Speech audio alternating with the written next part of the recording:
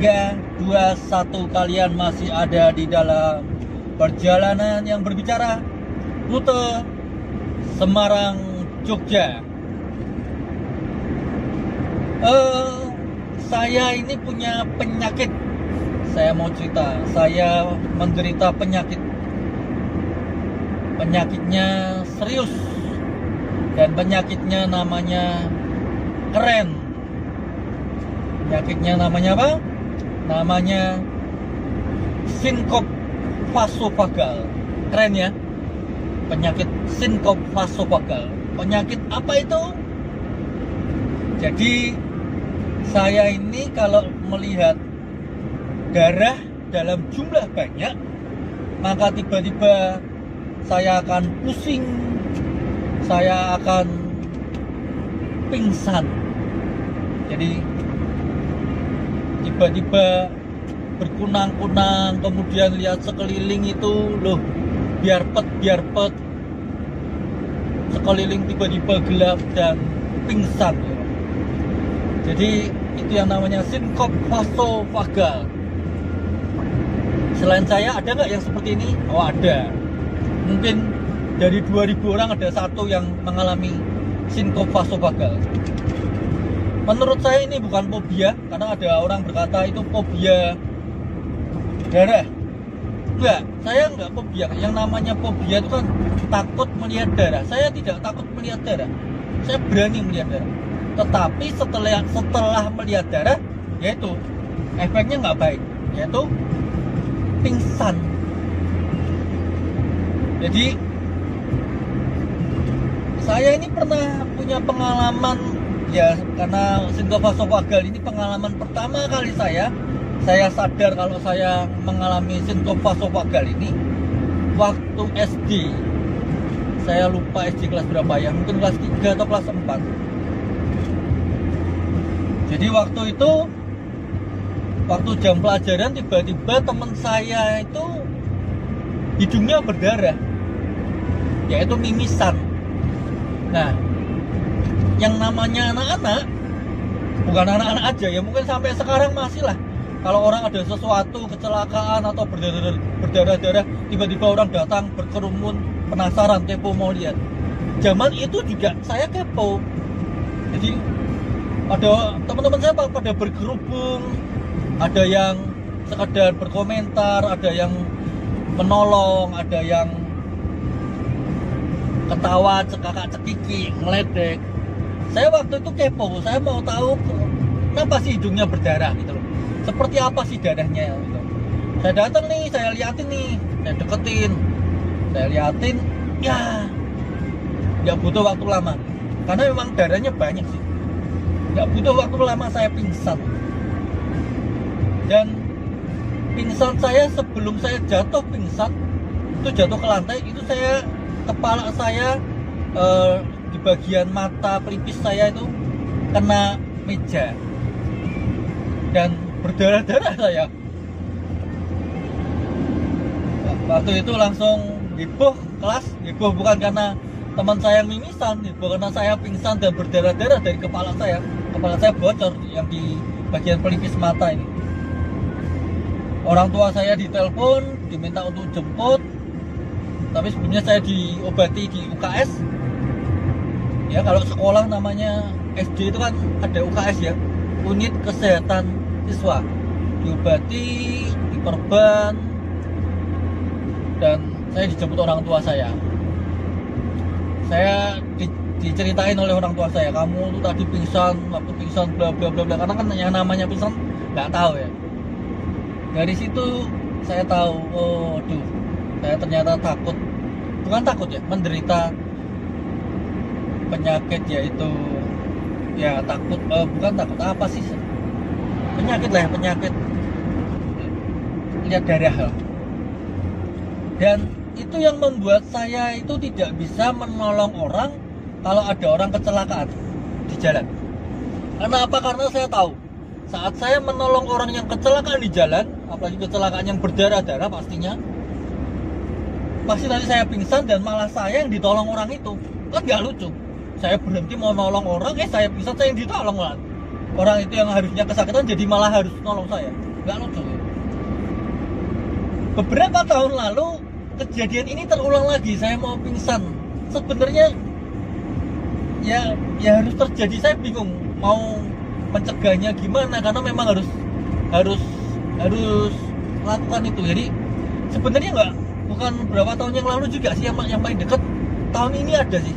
Tapi saya mau cerita yang beberapa tahun yang lalu, nanti saya juga cerita yang tahun ini. Jadi beberapa tahun yang lalu, saya lupa, mungkin 2 tahun lebih yang lalu, anak saya Ahya, anak yang pertama ini harus sunat karena ada sesuatu yang salah di saluran kencingnya.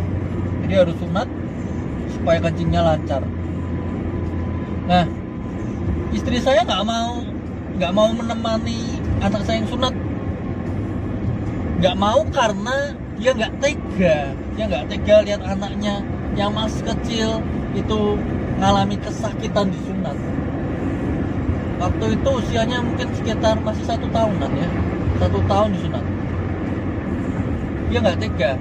Tapi di lain sisi dia tahu kalau yang nemeni saya takutnya nanti saya pingsan. Tapi saya sebagai suami, ya mau nggak mau saya berkata, dan nggak apa-apa, aku temani, aku kuat-kuatin, aku doa dulu. Saya bilang, was, aku akan kuat-kuatkan. Akhirnya tiba hari sunat dan saya temani anak saya di dalam. Wah, anak saya nangis teriak-teriak. Ya pasti sakit lah, namanya disunat dan masih kecil. Teriak nangis. Saya pegangin tangannya, saya pegangin dia, saya kuatkan dia. Ayo jangan nangis, sebentar lagi selesai. Masih kecil, 1 tahun. Ya beberapa kali saya nengok, saya lihat proses sunatnya, yang pasti ada berdarah-darah. Pertama-tama kuat, tapi lama-lama mulai pusing. Saya mulai sadar, aduh, saya mulai mau pingsan ini. Terus badan saya mulai dingin. Ya karena tanda-tanda pingsan kan seperti itu ya. Saya mulai dingin, mulai perpet, mulai gelap-gelap gitu. Saya mulai jongkok, saya pegangan kasur supaya tidak pingsan, supaya tidak jatuh ya.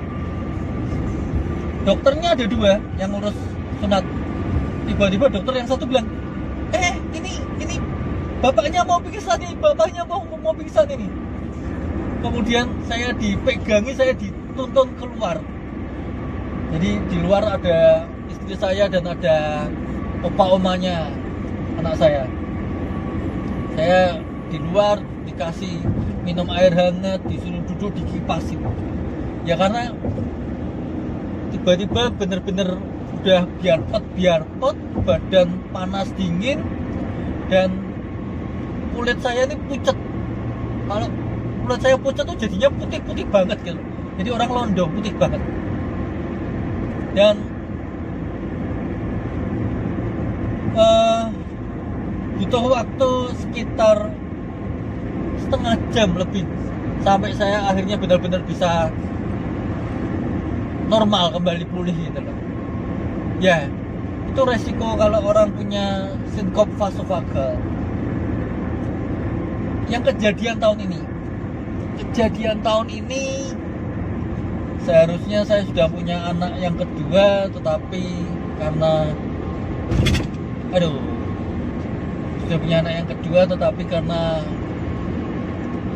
ada hal yang secara medis harus digugurkan, maka harus digugurkan karena mengalami anensepali. Anensepali itu apa? Cari di Google ya. Ya, jadi harus digugurkan. Usia kandungan waktu itu 4 bulan kalau nggak salah ya, 4 bulan. Jadi akhir Januari 2020 ini harus digugurkan. Sudah ketahuan jenis kelaminnya, yaitu perempuan. Dan waktu digugurkan kan itu keluar, jadi benar-benar sudah berbentuk, sudah ada tangannya, jarinya, kakinya berbentuk. Waktu itu dokternya panggil untuk saya lihat anaknya ini, janinnya ini. saya waktu dipanggil saya mikir, aduh, disuruh lihat, saya berpikir, aduh, saya pingsan apa enggak ini. Saya berpikir aku harus kuat, karena nggak lucu kalau saya pingsan gitu. Karena waktu itu di situ hanya benar-benar hanya ada saya gitu loh, nggak ada keluarga saya, hanya ada saya dan istri saya posisinya juga di kamar bersalin gitu loh, yang barusan mengeluarkan janin. Itu saya lihat awal-awal nggak apa-apa, oke. Begitu masuk menit ke-5, ke-6, ke-7 mulai pusing, saya mulai cari meja, saya pegang meja, saya mulai jongkok, dan suster langsung berkata, oh, bapaknya mau pingsan. Saya ditolong oleh suster di situ. Mereka ambil air hangat, mereka bilang, ayo pak, kuat pak. Mereka berpikir saya mau pingsan itu karena saya sedih, karena ya anak kedua saya ini, ya kalau bilang sedih, tapi saya mau pingsan bukan karena itu, karena saya mau pingsan karena ya itu, karena saya sinkop vasovagal itu. Ya nggak enak ya punya penyakit sinkop vasovagal, tetapi ya harus dijalani, tetap harus bahagia jalan hidup. Apapun dalam keadaan hidup ini, semuanya itu baik. Oke, nanti lanjut lagi ya di perjalanan yang berbahagia di rute Semarang Jogja. Bye.